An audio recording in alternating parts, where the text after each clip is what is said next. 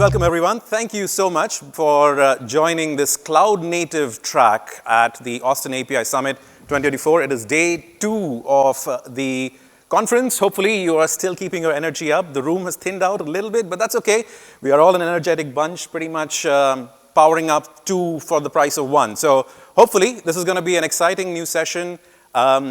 Just to give you a sneak peek, this is going to be the world premiere of the API platform as a product maturity model. You're the very first group of people who are going to be seeing this. We'd love to get your feedback. We'd love to, it's a work in progress, so by no means is the work done, but this is the world premiere. So you are the privileged first few to actually see it for the very first time. So thank you. Thank you for being part of this.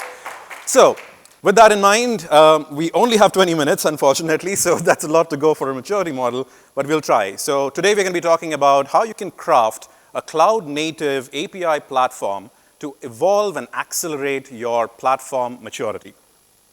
Before we begin, this is me, slightly younger-ish version of me right over there, but I'm a developer advocate at Tyke. I've been with the company for about 4 years, originally from India, but spent most of my life in Singapore.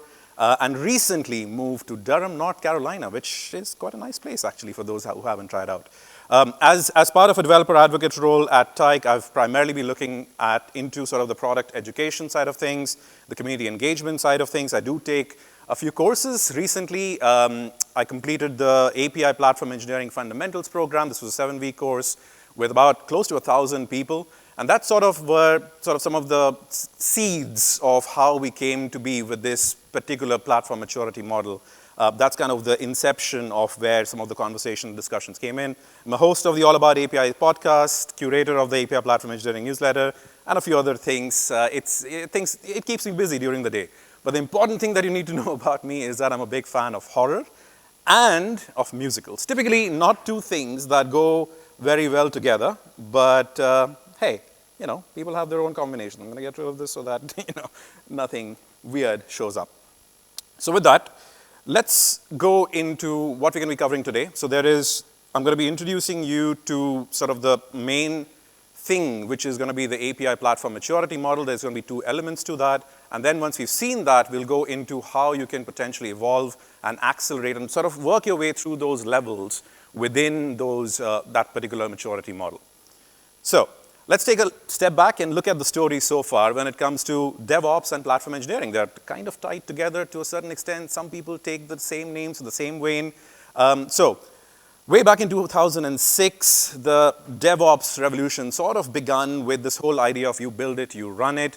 There was the whole concept of you move fast, break things, do more with less. There was sort of this whole expectation around increased velocity, reduced friction, shortened feedback loops, and a few other really, really good, interesting, exciting things. And as a lot of businesses do, they jumped on that opportunity, which made a lot of sense because that gave you properly an upfront understanding of what the entire life cycle of an application or an API sort of looks like when you're building it. As a developer, you understood more than just building things or designing things, but also how the operational side of things would work.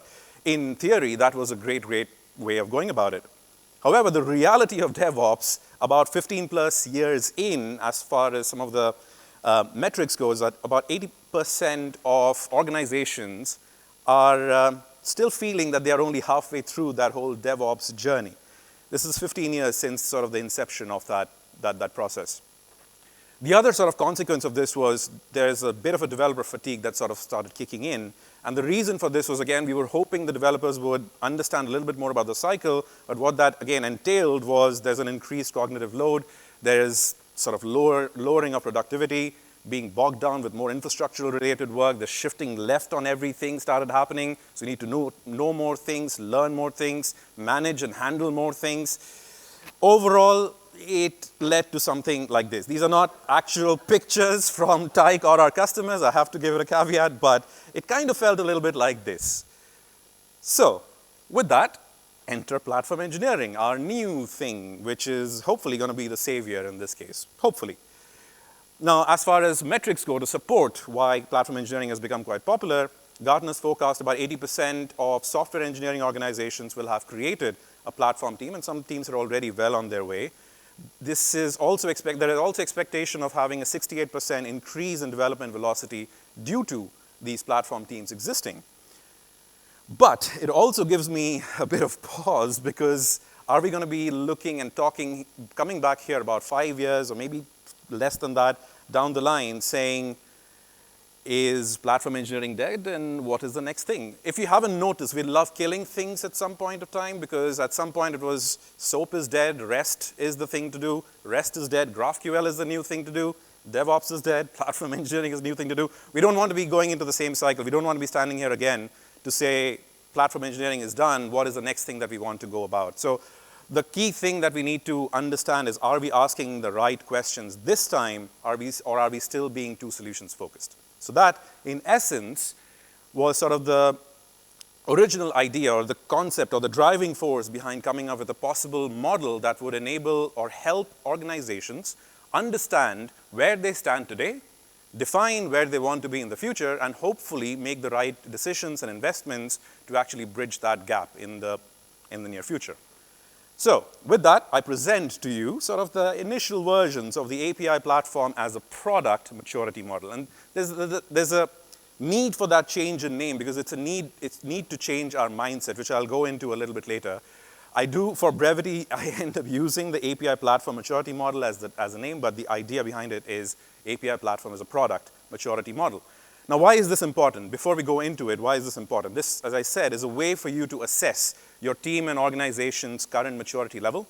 It also helps you define where you as an organization are looking to get to or looking to arrive at in the future, and how do you make the right decisions to actually bridge that gap. And ultimately, it's an endeavor to unite all teams towards a shared outcome, which is very, very important, because platform teams or building API platforms is not just an engineering endeavor. It's not just developers building things or DevOps teams building their own things. There are true business implications of actually owning and having an API platform, which is what needs to unite us towards that ultimate goal. So the inspiration behind this comes from the CNCF, if you know about them, the Cloud Native Computing Foundation. They came up with this amazing platform maturity model, which it's a really, really great starting point for you to sort of understand some of the different dimensions, some of the different aspects.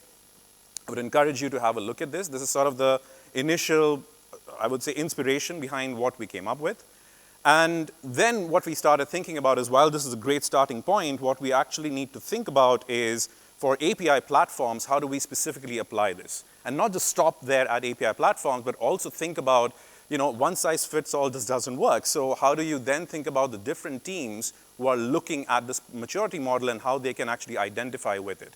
So that's where we sort of split that out into two potential models for two different user groups, starting off with the platform managers and decision makers, and then you had the platform implementers and developers. So there are two models, one that looks a little bit more holistically at the different dimensions of building an API platform, building and owning an API platform, and the other one looks a little bit more into the specificities of the capabilities that you would want to consider when you're thinking about building an API platform. So, first glance, this is the first version of this model. This is for the platform managers and decision makers. We have 5 different dimensions or maturity pillars that we've got out here. There are specific maturity questions associated with it, and we have, for the time being, gone in with 4 levels, kind of mapping or mirroring what CNCF have done at this point, level 1, 2, 3 to 4. We'll go into a little bit of those details shortly, just to give you a quick look at the first maturity model. This is the second one. Once again, follows a similar pattern, but looks at a few different maturity pillars that are more relevant for platform implementers. I'll again go into some of these shortly.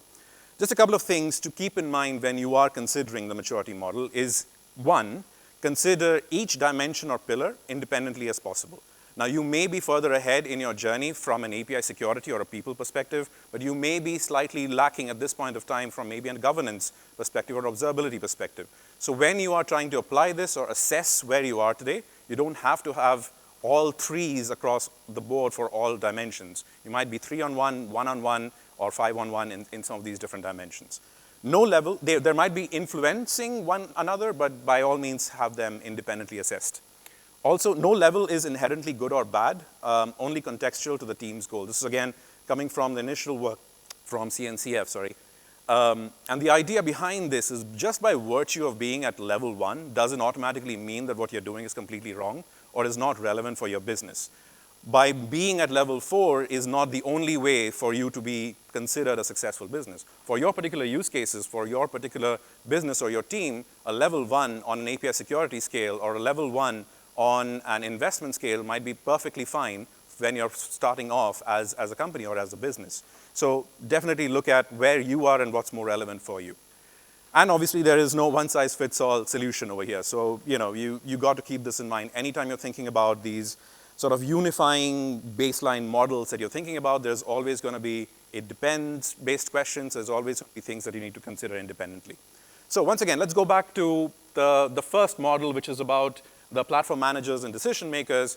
While I'm not going to go through each one of them, the idea behind it is we are looking at these different maturity pillars that take into consideration not just the technology or the tooling or the solution, but also goes as far as, how are you looking at structuring your people or your teams? How are you looking at the processes and the operations associated with it? How are you looking at measuring and reporting on those different dimensions? And as a platform team, how do you report on the successes or lessons that you have learned? How do you get feedback from people? So I think if you do have the time, I would say look at the maturity questions associated. That's a really good starting point for you to start your assessment.